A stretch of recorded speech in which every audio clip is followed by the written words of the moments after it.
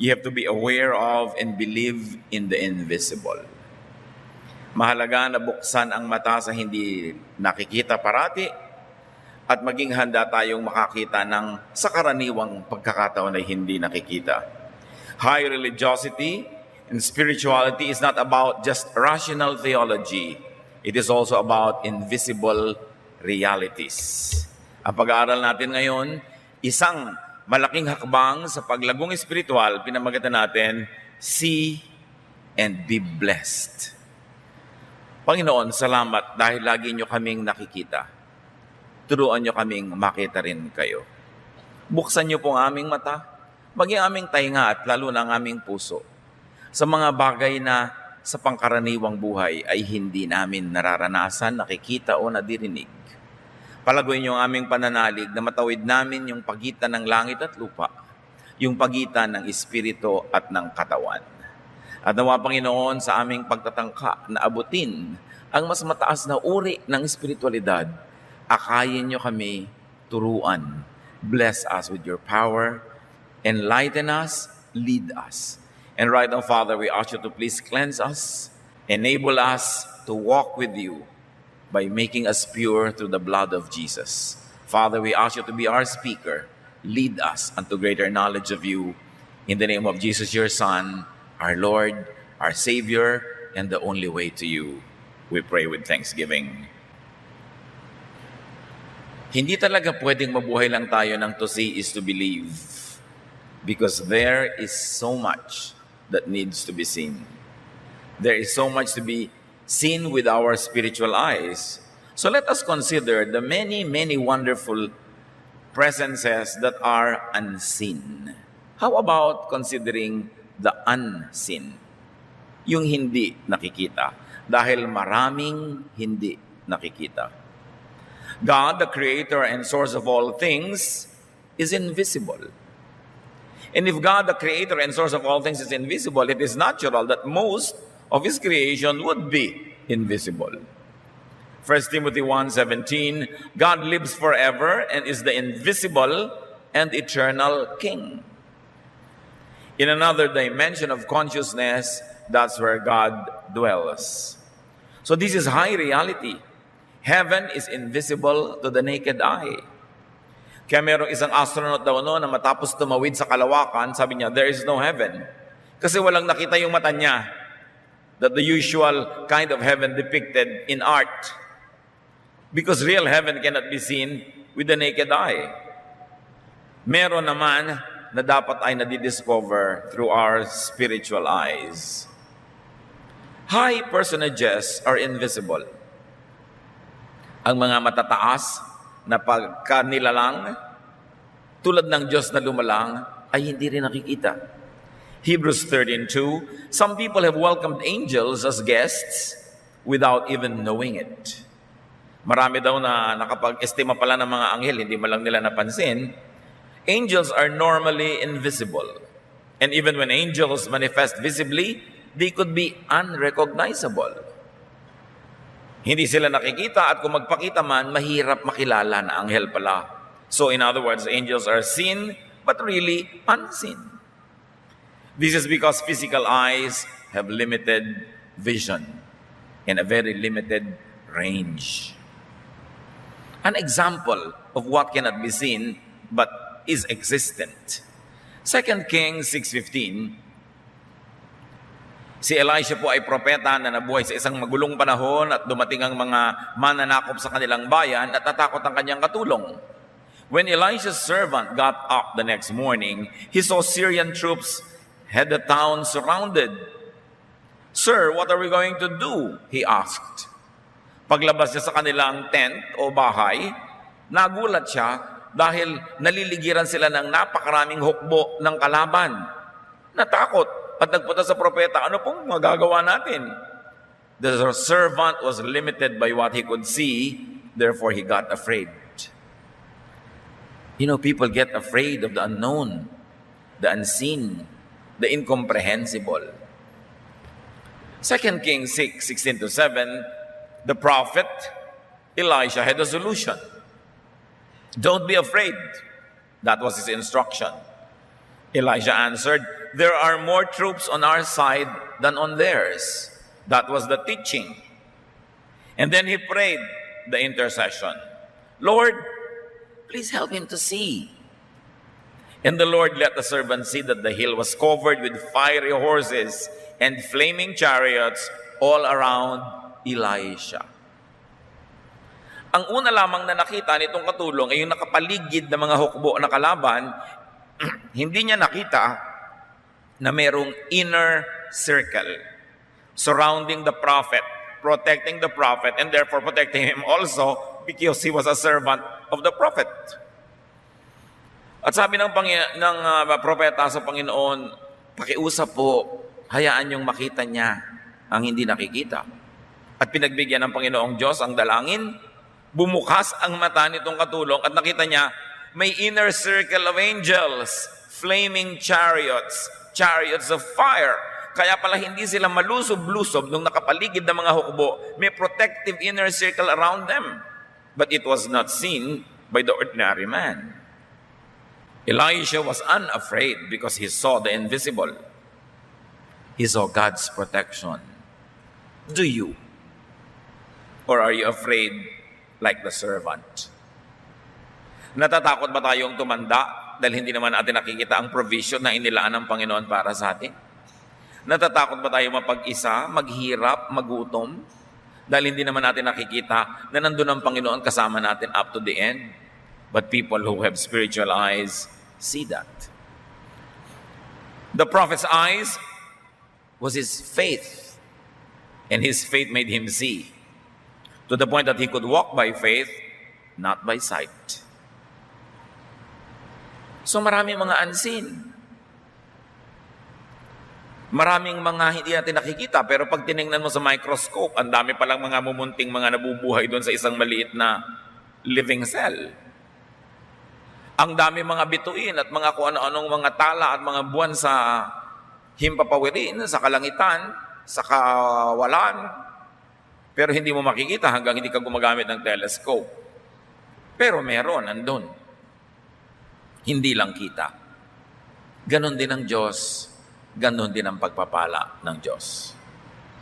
Kaya ang sabi ng 2 Corinthians 5:7, we live by faith, not by sight. Not by reason or logic, not by doubt or fear, not by blindness, not by the usual mindset, but by faith. Kaya yung dalawang taong parehong may sakit, yung nananalig, payapa, bagamat may nararamdamang sakit at hapdi. Pero yung walang pananalig, triple o higit pa ron ang nararamdamang sakit. Dahil yung tunay na physical pain, nadadagdagan pa ng emotional and spiritual pain. God's protection and provisions are invisible but existent. At lahat ng ipinangako ng Diyos sa kanyang mga anak ay nandun kahit hindi natin nakikita lagi.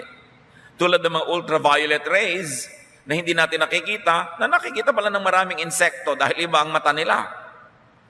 Kaya pala yung mga bulaklak ay gumagamit ng iba't ibang uri ng kulay para akitin ang mga kulisap dahil nakikita ng mga kulisap yung mga kulay na yon sa ibang paraan na nakikita natin. There are figures in the dark that we don't see, that some animals see. Kasi kaya ng mata nila. Kaya hindi pa natin nakikita, tumatahol lang ang aso dahil siya may nakita na. Yung mga gumagamit ng infrared goggles, mga military with advanced weaponry and equipment, they can see the enemy in the dark because the goggles that they put on their eyes enable them to collect light even from the stars in a dark night. And those light, very little as it may be to the naked eye, can actually increase in strength to enable the wearer of the goggles to see people in the dark. Goggles pa lang yun. Ano pa yung spiritual goggles that God can give to those who believe.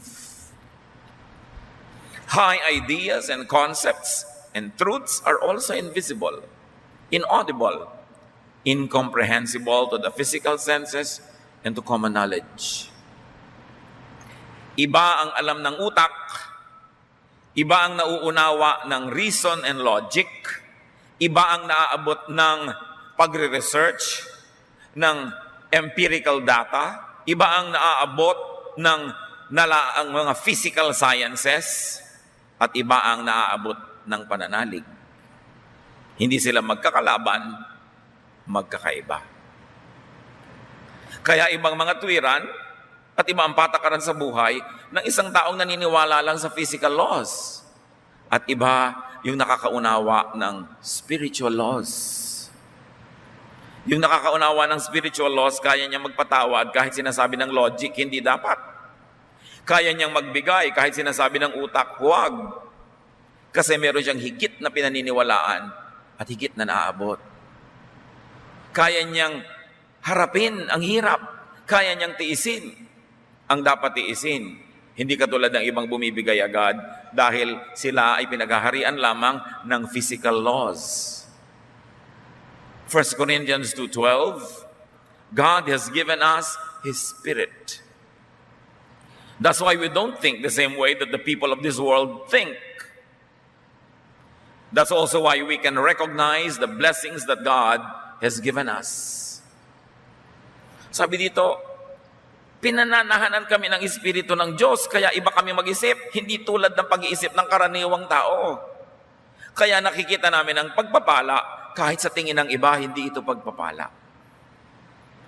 Kaya ang tunay na nananalig, kahit na humaharap ko minsan ang hirap, sa paggawa mo ng mabuti, nasuklihan ka pa ng masama, sa pananalig mo na ang Diyos ay hindi natutulog, alam niya ang kanyang ginagawa, at meron siyang gantimpala sa lahat ng mabuti, natitiis mo. At hindi ka lang nagtitiis, nagkakaroon ka pa ng spiritual joy na akala tuloy ng mga ibang tao, loka-loka ka. Naglilingkod ka, napapagod ka, at nasasabihin ng iba, hoy, be practical, nakakapagod yan, wala ka namang kita, lingkod ka ng lingkod sa Diyos. Pero iba kasi ang nakikita mo. Ngayon mga kapatid, kung ang pangangatwiran mo, pamumuhay, patakaran, tulad lang ng kapitbahay mo hindi nakakakilala sa Diyos, mag-isip-isip ka. Dahil dapat iba ka. Kung ang galit niya ay galit mo rin, ang inis niya ay inis mo rin, ang iksi ng pasensya niya ay iksi rin ng pasensya mo, mag-isip-isip ka. Baka di ka pa tinatahanan ng Espiritu ng Diyos. Kasi kung nananahan sa iyo ang Espiritu ng Diyos, naiiba ang iyong pananaw. Definitely, you don't become crazy. You don't become foolish. But you are now governed by higher spiritual laws. The laws that tell you that all good will be rewarded, all evil will be punished. That God is just. And you should be good even though people are bad. That you should lay up for yourselves treasures in heaven and not only on earth. That you should obey God even though your logic tells you that you must have other priorities. Yun ang katunayan na tayo nasa Panginoon na. Bagamat wala naman sigurong ganap na nagiging 100% iba, pero dapat naman nakakakita ka na palaki ng palaki ang pagkakaiba mo kaysa isang karaniwang taong hindi naman nananalig sa Diyos o hindi kumakain ang salita ng Diyos. 1 Corinthians 2:14, only someone who has God's Spirit can understand spiritual blessings. Anyone who doesn't have God's Spirit thinks these blessings are foolish. Kaya lang siyempre kung minsan, kahit alam mong blessing, huwag ka nang masyadong maingay, lalo't kung ang nakapaligid ay hindi naman nakakaunawa. Halimbawa, for instance, nagkasakit ka o ang mahal mo sa buhay, pero yung spiritual eyes mo see that this illness is really a blessing.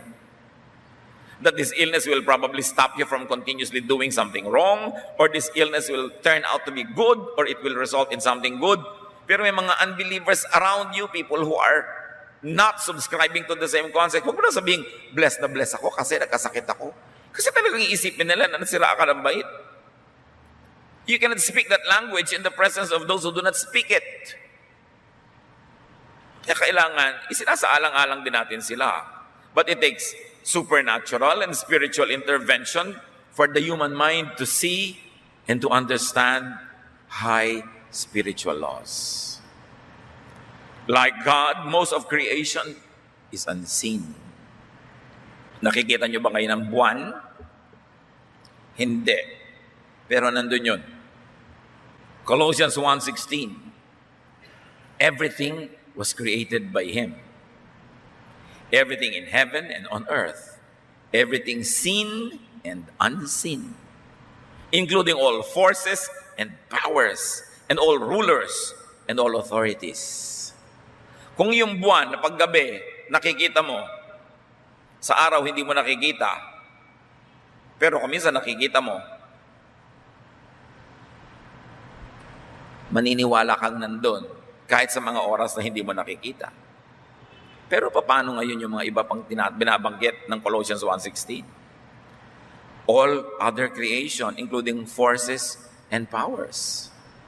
May mga forces and powers that are present but are unseen. Rulers in the air, authorities, a hierarchy of angels and demons, good and bad spirits, around, near us, but we don't see them. But they are there. Like the moon that you don't see now, but is there. So to be unseen means to be beyond the scope of vision or simply really invisible. Look at what can be seen through x-rays. Dalawa kayong nakatingin sa isang tao, yung technician nakatingin through the lenses, yung ikaw naman nakatingin ka lang through a window peeping at the patient, magkaiba kayo nakikita. Nakikita nga niya yung buto ng pasyente, ikaw hindi. Ano pa kaya ang nakikita ng Diyos? Pag nagpa-Doppler test ka ng ugat mo dito sa leeg, sabi ng dugo mo, shh, shh, ganun pala, tumutunog. Pati ang tunog ng dugo mo, yung lakas at hina nun, tono ng dinig ng Diyos, kaya alam niya ang kalagayan mo every moment. Ano pang alam niya? Through the ultrasound, we can see what's inside the womb of a woman who is pregnant, but with or without it, what does God see? When you look at the microscope, the telescope, and these are just all human devices. What more if God enables you to see? Through another set of eyes. Ang dami nating hindi alam. Ang yabang-yabang ng tao. Yung mga nakapag-aral ng konti, yung mga may natutunang konti, ang yabang-yabang na, ayaw nang maniwala sa Diyos, ayaw nang sumunod sa salita ng Diyos. What we know is very little. What we do not know is immense. What we see is so minuscule compared to what we do not and cannot see. So look at what could be seen by closing your eyes and opening up to the spiritual world. Most heavenly treasures and reserved blessings are unseen. Pero bawat tao may nakalaan ng Diyos para sa kanya. Hindi ka nilikha ng Diyos para pag ipinanganak ka, ay maghirap ka, mamatay ka sa hirap. Pinaglaanan niya lahat. Tulad ng isang mabuting magulang na nagpaplano ng pamilya, inilalaan niya, lalo naman ang Diyos. Hindi mo lang kita kung anong nakalaan sa'yo. 1 Corinthians 2:9, no eye has seen, no ear has heard, no mind has conceived what God has prepared for those who love Him. Ang dami nang nakita ng mata natin na kayamanan, atin man o hindi. Ang dami nating narinig na nakarangyaan, atin man o hindi. At marami na rin tayong na-imagine na mga sarap, layaw at provisions, nakamit mo man o hindi. Pero sabi ng 1 Corinthians 2:9, small time lahat ang nakita, narinig at naunawa, na-imagine nyo na, wala yan compared sa tunay na inilaan ng Diyos para sa inyo. Many blessings are unimaginable because they are not physical. We can imagine only what is physical, but most of created things are unseen. Many blessings are beyond the senses. Ilan na lang ang senses natin? Mata, tenga, panlasa, pangramdam ng ating balat. Ang konti. People limit themselves when they think only of what they can see now. And usually our vision is so limited. Kumisan nga, zero vision pa. Zero visibility pag maulap. Pag walang ulap, 200 meters, 500 meters, 1 kilometer away. Pero ang liit pa rin nun compared sa kalawakan na walang hanggan. Napakaliit ng kayang abutin ng mata. Bakit mo lilimitahan ang pananalig mo sa Diyos sa kaya mo lang makita? Eh ang dami-dami pa niyang nilikha na lampas-lampas doon. Kaya sabi sa Matthew 6:19-20, do not store up for yourselves treasures on earth, but store up for yourselves treasures in heaven. If we're going to read it another way, huwag lang puro sa mundong iniisip nyo. Hindi lahat ang panahon ninyo ay sa mundo lang. Huwag lang lahat ng bagay na physical at makamundo at makalupa ang iniisip nyo. Hindi lang yan ang ibig sabihin ng inyong buhay. Marami pang dimensions ang buhay. Nagka-camping lang kayo sa mundo. Sandaling-sandali lang kayo dyan. What is a lifetime of 100 years? Compared to 100 trillion zillion years. Compared to forever. Ang iksi-iksi niyan. Huwag kayong sobrang ma-attached. Huwag niyong sasaktan ang inyong kinabukasan, ang inyong eternity dahil sa ilang saglit ng buhay dito sa mundo. Huwag niyong ibenta isang lang inyong kaluluwa para lang sa mga panandaliang saya. Huwag niyong hayaan na masira ang relasyon sa Diyos dahil lang sa mga panandaliang mga paglilibang. So what do? We've got to see the unseen. How do you see and touch the unseen? First of all, have faith. Madaling sabihin. Hindi ganun kadaling mangyari. Faith transfers things from the spiritual to the physical world. Dahil maraming bagay na nandun sa spiritual world na unseen, it is only through faith that you could get it from there to bring it to here. Like healing. Healing is abundant in the eternal spiritual world. But how do you take healing from there and bring it to your sick bed? Like joy. How do you take joy from the endless bank account of God? How do you withdraw from there so that the money transfers to your account here? Kumisan madali, o order ka lang tatawag ka sa telepono, darating na yung nakita mo sa TV, de-deliver sa bahay mo, yung papatanggal ng mga taba, darating yan. Diba? May nakita ka sa internet, meron kang shopping cart, click ka lang ng click, swipe mo yung credit card mo, darating sa'yo yan. Binibili mo lang kasi from the physical world, palipat lang ng address to another physical world address. But how do you get from the other world? How do you get joy na hindi nabibili sa supermarket? How do you get happiness? How do you get serenity and peace? You have to get it through faith. To buy, to procure, to get, to withdraw from eternity, there is only one currency: faith. Kaya ang walang pananalig ay dahop kahit maraming pera.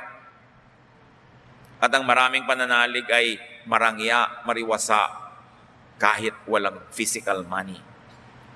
Physical money buys only physical things. But spiritual money, faith, can move mountains. Faith heals. Faith lifts up. Faith fills all the void and the emptiness of this material world. Faith, in fact, brings you to another dimension of consciousness. Kung meron ka dapat na pera sa bulsa, mas lalong dapat may faith ka sa iyong puso. Kung iniingatan mo ang iyong pera at pinapalago mo, dapat lalong gawin mo yun sa faith. Kung nagsisikap ka na dumami ang pera para maraming mabili sa physical world, na ang liit-liit naman ng planetang ito, mabili mo mang lahat, maliit pa rin, lalong dapat ka magsikap na palakasin yung exchange rate ng faith mo. Kasi kanya-kanyang exchange rate din yan. Kung ang konti-konti ng faith mo, ang baba ng exchange rate, ang konti ng nabibili. Pero pwede mong pataasin yung value ng yung faith. Faith is the medium, the bridge between the two spheres of reality. May isang tulay para makarating sa spiritual world. Para paratingin mo ang iyong mga hinaing, hiling at dasal. At yun din ang tulay para makarating sa iyo lahat ang iyong hinihingi. That bridge is your faith. Faith bypasses the brain and its limits. You must bypass the brain. Because if you will operate only on logic, only on thought, only on reason, ang konti ng pwede mong makamit mula sa nilikha ng Diyos. Faith makes the unseen visible and real. Hebrews 11:27, because of his faith, Moses left Egypt. Moses had seen the invisible God and wasn't afraid of the king's anger. You see, Moses left Egypt. It was the result of his seeing God. What do you live when you see God? Anong ibig sabihin kay Moses na iwan ng Ehipto? Doon siya lumaki. Prinsipe pa nga siya doon. Yun lang ang mundong kilala niya. Para pangunahan ang mapapakatigas sa mga ulo na halos 2 milyong katao na wala namang baon, walang makain sa daan, patungo sa Promised Land. Ang iniwan niya, leading a very organized Egyptian civilization, kasi itong mga ragtag tribes of Israel, he had to bring across the desert, full of complaints, full of ignorance, full of hard-headedness. Anong mapapala niya? Ang nagpagawa lang noon dahil nakita niya ang Diyos. Tayong mga nakakakita sa Diyos, may mga nagagawang hindi mo gagawin kung ang susundin mo lang utak mo. Mga nagagawang dakilang mga gawain, mga dakilang kahit kuminsan na ipagpapakasakit. Great accomplishments because seeing God enables you to be like God in some way. Faith makes one see God, not reason. Although reason is also a way of knowing an aspect of God, I believe that science will be God's probably last prophet to reveal himself to people. But science is very limited because it's physical. Faith empowers. Faith emboldens. You know that faith solidifies liquid? Bakit nakapaglakad si Pedro sa tubig? Naging solid ang lahat ng tutungtungan niya because of his faith. At nung nanghina ang pananalig, naging liquid uli, lumubog na naman siya. Faith solidifies liquid and gas. That's why even unseen elements could be seen by those who believe. Faith turns into work, like in Moses. Faith turns into action. Kaya kung puro na lang tayo daldal, wala naman tayong ginagawa, hindi faith yon. Akala mo lang. Kaya dapat sinusuri ang sarili. The highest activity of man, develop and strengthen your faith. Because it is your bridge to the divine. It is also the channel through which the divine could bless you. As you have faith, so you could be blessed. Work this out yourself. Nobody can develop your faith for you. There is no manual that will tell you how. Kanya-kanyang kapa, kanya-kanyang sikap. Pero ang mahalaga, binigyan tayong lahat ng Espiritu ng Diyos ng panimula, puhunan. Tinuturuan tayo at inaakay sa mga unang hakbang para natin ma-develop ang ating pananalig. Philippians 2:12, continue to work out your salvation with fear and trembling. Hindi sapat na born again ka na once. Continue to work out your salvation. Continue to practice, to exercise till it develops. Have indwelling of the Holy Spirit. That initial presence of the Holy Spirit when you accept Jesus as your Lord and Savior. But have infilling. A presence that is above the minimum. A presence that keeps growing to the point that you can see more and do more and understand more and have anointing. That special empowerment of God for you not only to see but also to be seen. For you not only to hear but also to speak and be heard. For you not only to receive blessing but also to become a channel of blessings. So develop the Spirit like and better than you develop your body. May mga nag-gym 3 times a week. Meron 5 times a week pa. Meron pa mga pilates, meron pang mga belly dancing, meron pa mga running, may mga walking, kung ano-ano, sari-sari. How much time do you devote in developing your faith? Your spirit. That seed of God that is in you, that must grow to fill you, to fill your every cell and every membrane and every bodily organ to the point that it explodes through your skin and your neighbor feels the Spirit in you. Meron na kayang gym for the Spirit? Meron. Church dapat. But how much do we give to church? And church going, and church attendance, and church activity, and involvement? The fellowship that is headed by Jesus Himself.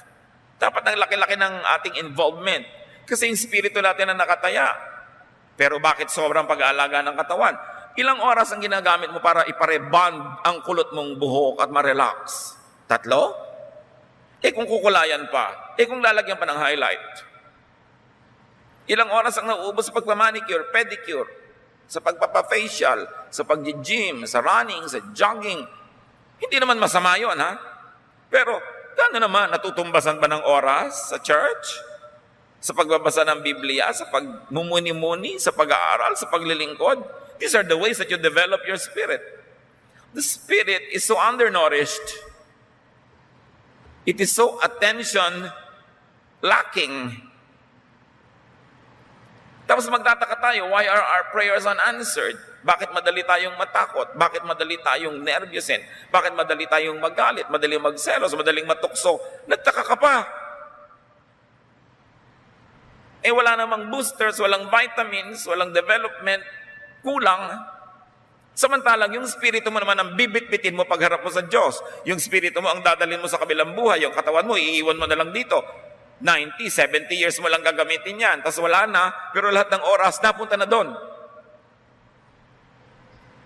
Dapat bigyan ng pansin. Be transported into eternity through the Spirit.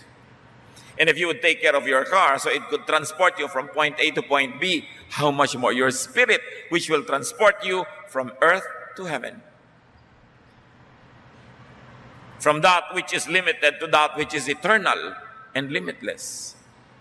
How much do we take care of it? We don't, because it is unseen, and therefore we ignore it. But what is unseen is also very present. Ask God to increase your faith. Luke 17:5, the apostle said to the Lord, increase our faith. Meron silang hindi mapalayas sa masamang espiritu. Sabi na, ba't po hindi namin mapalayas? Ginamit na namin lahat ang tricks of the trade. Hindi pa rin namin mapalayas. Sabi ni Lord, ito nadadaan sa faith. At sabi na, Lord, increase our faith.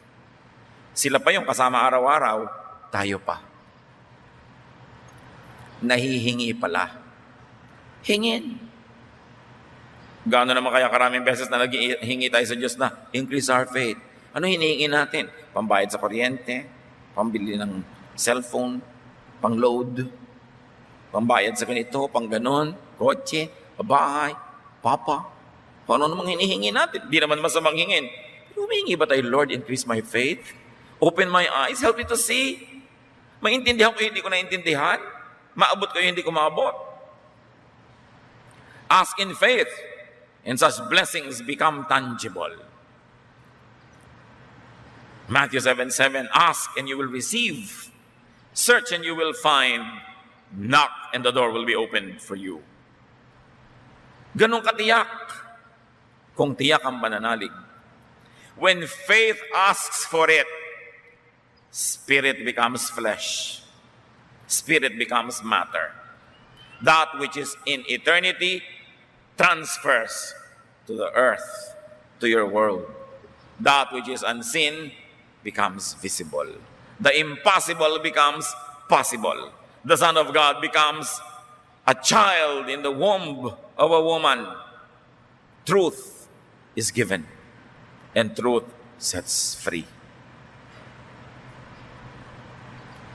The more spirit we have, the freer we are from our bodies and from the boundaries that earthly existence gives us.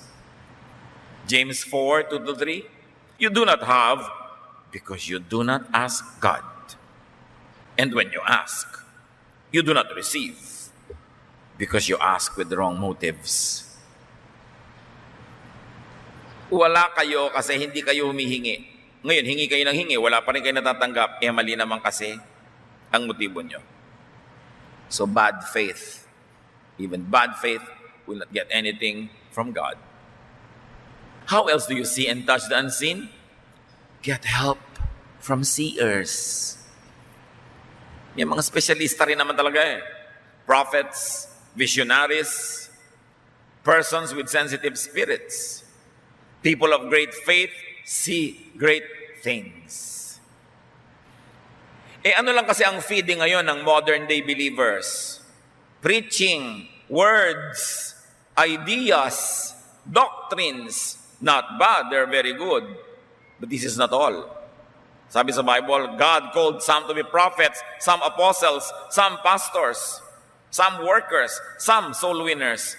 In other words, ang dami-daming taong dapat nating isali sa nagpapakain sa ating espiritu. Do we listen? Do we get ministrations from people who are gifted with prayer? Do we get ministrations from people who are very sensitive to the Spirit? It's good kung nagpunta lahat sa pastor nyo yun. Paano kung hindi? Kailangan maghanap buhay ka. Kailangan gumawa ka ng paraan. Kaya napaka-limiting yung sinosolo ka ng isang relihiyon, ng isang religious leader, huwag ka makinig sa iba, sa akin ka lang makinig. Nasa kanya na ba lahat ang gifts para makumpleto ang ministration sa tao? Gifted and chosen persons see what all others do not. And if you cannot see those things, you better see them through people who see them. If you cannot understand the words of God on your own, then attend a Bible study where some people who understand it better can minister to you. Exodus 33:11, the Lord would speak to Moses face to face as a man speaks with his friend. Iba ang dealing ng Lord kay Moses. Sabi niya, alam niyo, sa ibang propeta, nagpaparamdam lang ako. Sa panaginip, sa vision, o boses ko lang nadidinig. Walang visual aid. Si Moses, harapan kong kinakausap. So may iba't iba ring dealing ang Diyos sa kanyang mga propeta, sa kanyang mga kasangkapan. So, maging sensitive kayo kung sino talaga ginagamit ng Diyos, kung sinong pinagpapahayagan niya, kung sinong dadaanan ng mga pagpapala niya, at magsiksi kayo sa mga ganon.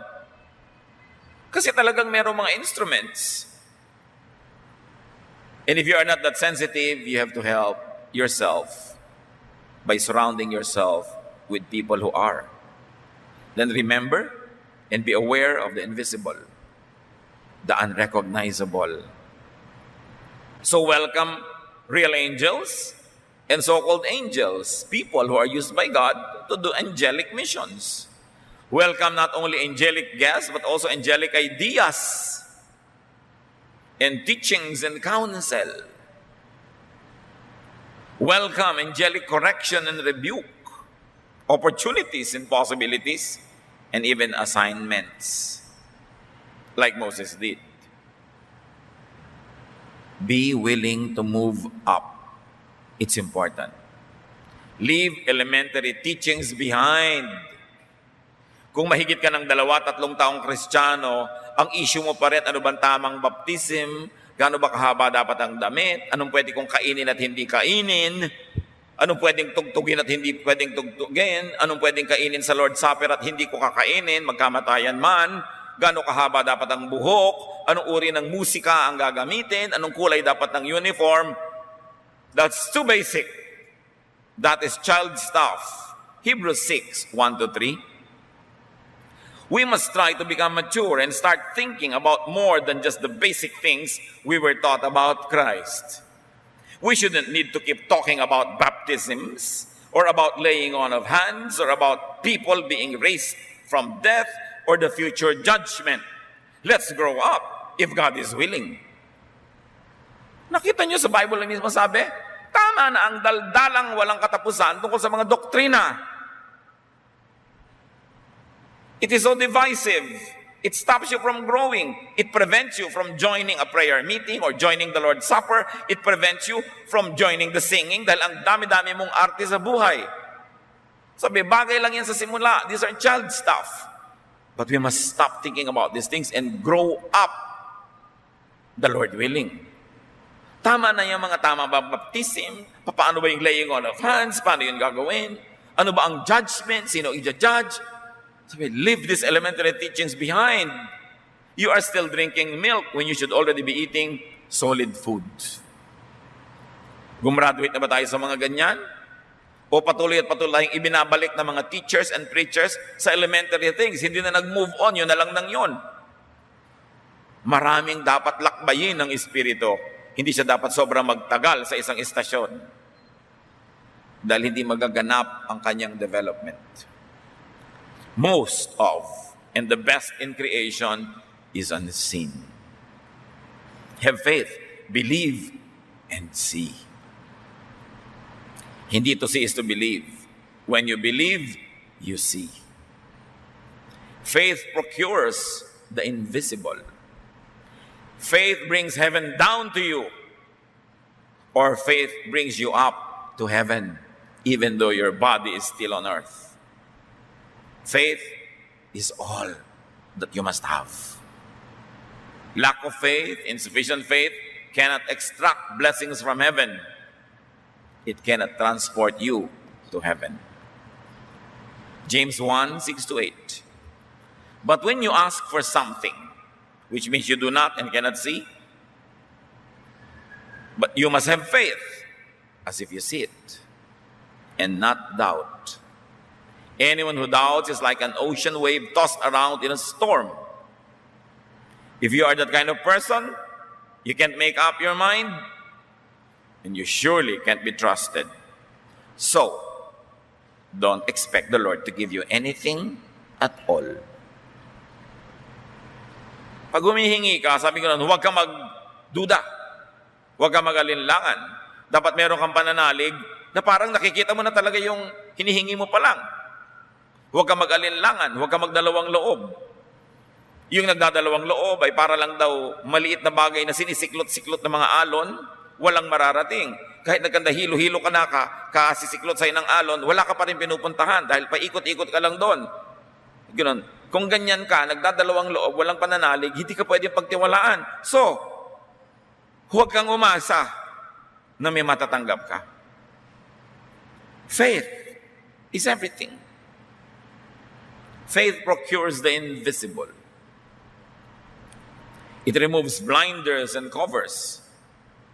So, brother and sister, develop a supernatural vision and hearing.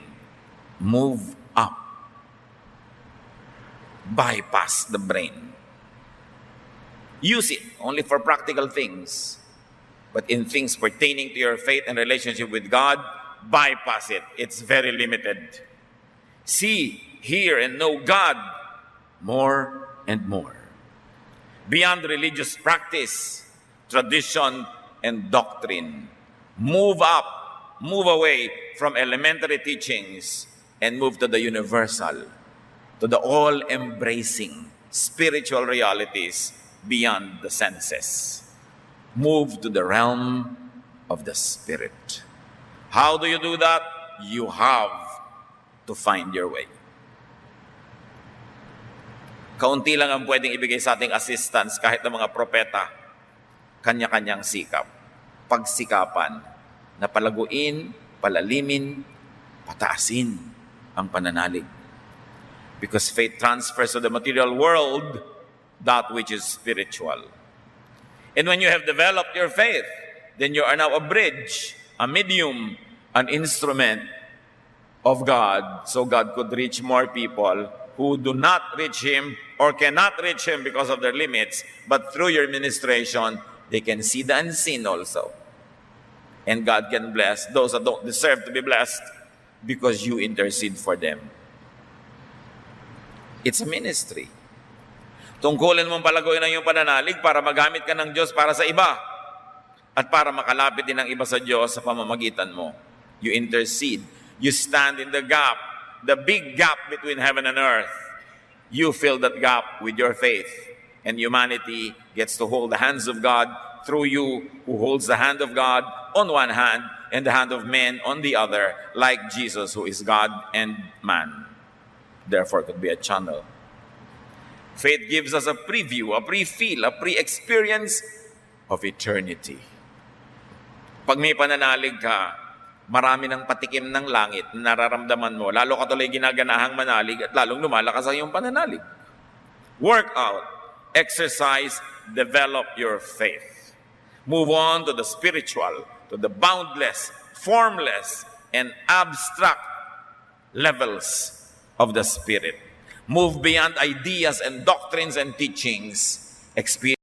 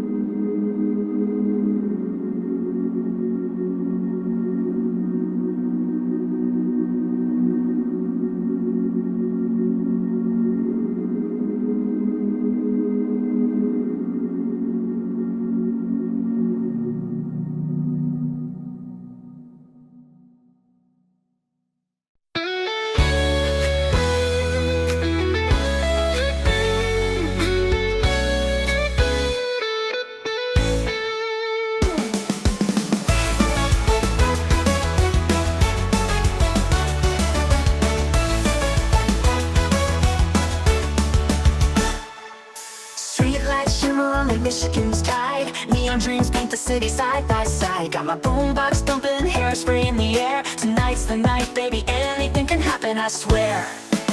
He's got eyes like fire, a smile like a summer day. And when he looks at me that way, my heart just starts to sway. He's across the room, but I know what he's thinking. Underneath this disco ball, our hearts are gonna be linking. When he's sitting nice, hearts beating like a drum. Got that magic feeling, something beautiful's begun. He's holding out his hand under the neon glow. Tonight we're gonna rewrite the stars, baby, don't you know? We're cruising down Lakeshore Drive, radio blasting our song. He's holding my hand tight, knows how to treat a girl right all night long. We're young, we're wild, got the whole world at our feet. This feeling's electric, baby, can't you feel the heat? He leans in close, whispers secrets in my ear. The city fades away, all I hear is him right here. Fireworks in my soul, this moment's meant to be. Underneath the Chicago moon, he's everything to me. He's got eyes like fire, a smile like a summer day.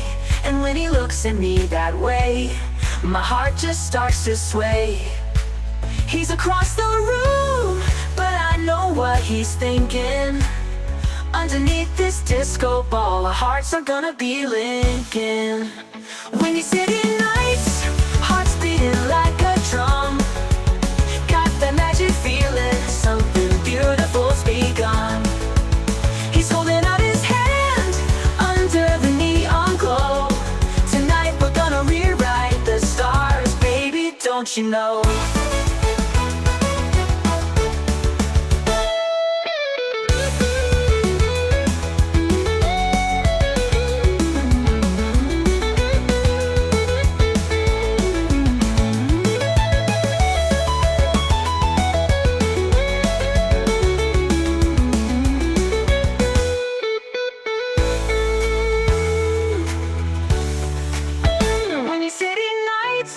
Hearts beating like a drum. Got that magic feeling, something beautiful's begun. He's holding out his hand under the neon glow. Tonight we're gonna rewrite the stars, baby, don't you know?